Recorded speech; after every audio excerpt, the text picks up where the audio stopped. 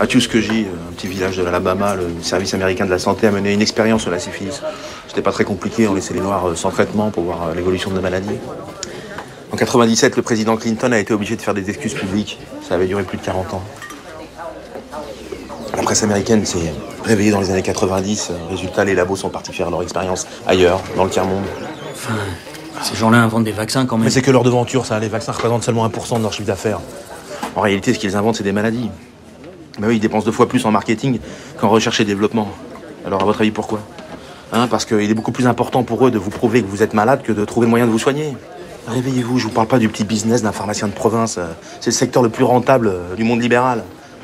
Ceux qui ont le palu et la tuberculose n'ont pas les moyens de payer. Alors on les laisse crever et on préfère fourguer les pilules à ceux qui ont le pognon.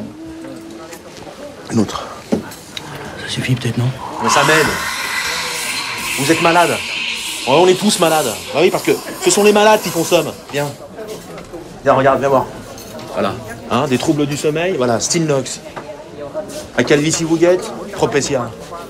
Petite tendance à la surcharge pondérale, Xenical, T'as le monsieur là-bas, j'imagine qu'il veut pas décevoir, je vous parie qu'il a du Viagra dans la poche.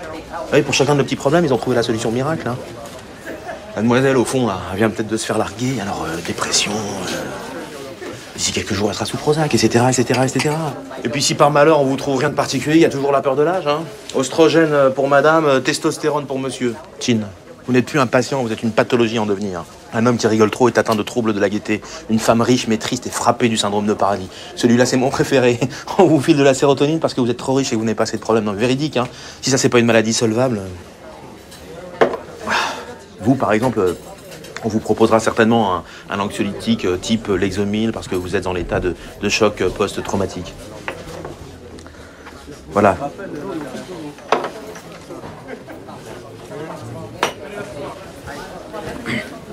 Et si vous aviez le médicament que prenait mon fils, vous pourriez faire quelque chose? Je pourrais me le foutre dans le cul. Non, mais je pourrais l'analyser, bien sûr.